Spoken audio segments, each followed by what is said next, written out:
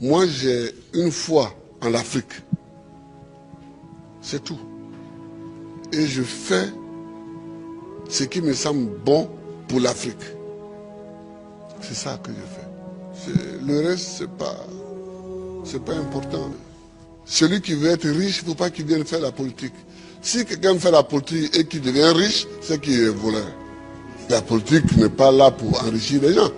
En politique, on te donne les moyens pour que tu vives correctement, mais il y a un travail à faire. Si celui qui veut être riche, il fait des affaires. Il ne devient pas professeur, il ne devient pas journaliste, il ne devient pas caméraman, il ne devient pas homme politique.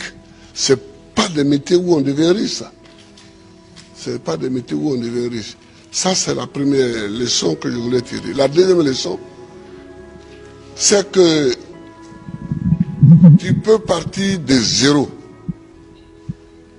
et tu peux arriver au sommet.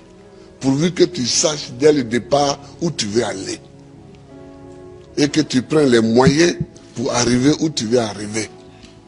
Je me rappelle toujours d'une discussion que j'avais avec mes amis au lycée classique.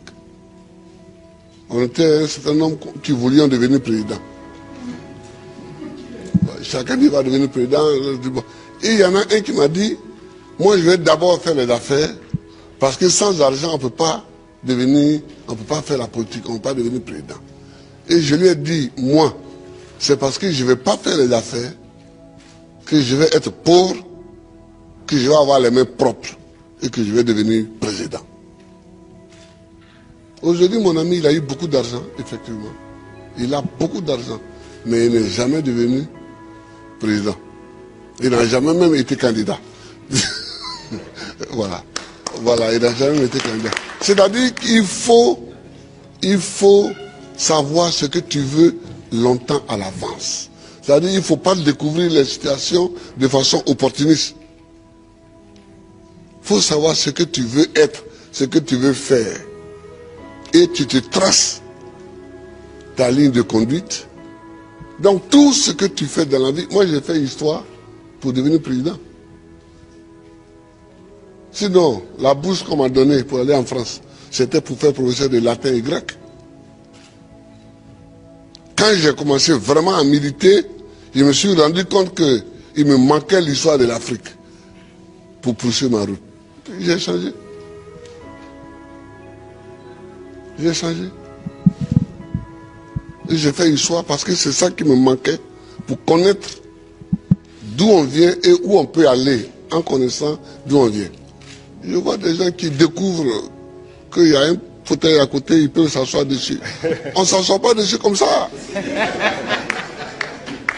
Le fauteuil, il est à côté, il semble vide, mais il a un propriétaire.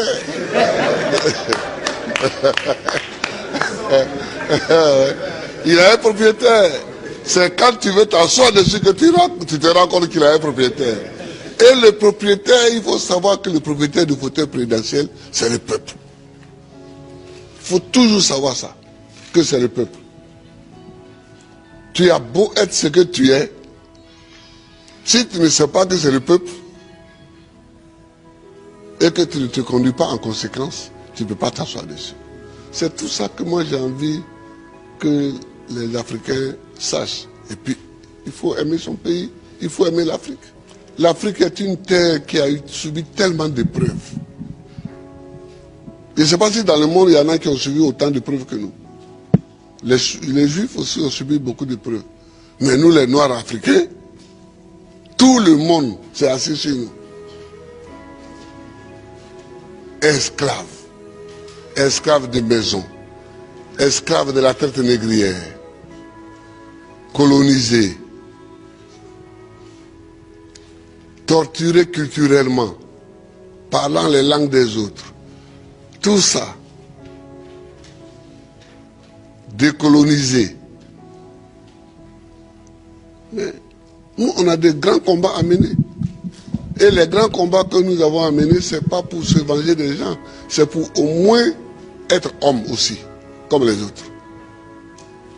C'est ça qu'on appelle la dignité. Que quand tu passes, il faut qu'on sache au moins que c'est un homme qui passe. C'est tout. C'est tout ce que nous voulons. C'est tout ce que nous recherchons. On ne cherche pas à dominer ceux qui nous ont dominés hier, à nous venger d'eux, à faire ceci. Non, non, non. On veut qu'on reconnaisse que nous sommes des hommes au même titre que les autres. Mais ça, si nous-mêmes, on ne prend pas les moyens, qu'on est toujours chez eux en train de mendier, et que les gens même, tu vas mettre l'argent chez eux en achetant les bâtiments, et puis eux-mêmes, ils te dénoncent. Que voilà un voleur. Comment? Je vous amène l'argent, vous me dénoncez. Mais je vous amènerai rien. Ah oui, moi quand je vois des chefs d'État africains qui sont dénoncés en Europe parce qu'ils ont investi en Europe, ça me fait pitié pour l'Afrique. Ça me fait pitié pour l'Afrique. Ça me fait pitié pour l'Afrique. Non, oh, il ne faut pas faire pitié. Il ne faut pas faire pitié. Quand tu passes, il faut qu'on dise que voilà un homme qui passe. C'est tout ce que nous cherchons aujourd'hui, c'est notre combat. Ça. Moi qui suis ici, je ne passe pas les vacances en Europe. Mais est-ce que je ne suis pas président? Je suis président. Si je mets mon pied sur un sol européen, c'est qu'il y a une réunion à laquelle je dois participer pour que la Côte d'Ivoire gagne quelque chose. Sinon, je cherche quoi chez les autres? Je ne cherche pas quelque chose chez les autres. Si Dieu m'a mis au monde ici, c'est que dans mon environnement ici, il y a tout ce qu'il faut pour que je vive. Mon combat, c'est pour la dignité. C'est pour la dignité. C'est pour que nous effacions tous les siècles passés, les traces de tous les siècles passés, les traces de l'esclavage, les traces de la colonisation, les traces du pillage, les traces du travail forcé, les traces de la chicote. C'est pour qu'on efface tout ça. Dieu merci, avec des films comme ça, demain, les jeunes peuvent savoir le combat que nous avons mené et eux-mêmes vont continuer encore. Eux-mêmes vont continuer. Je vous remercie à votre amour. Je vous remercie à nous connaître.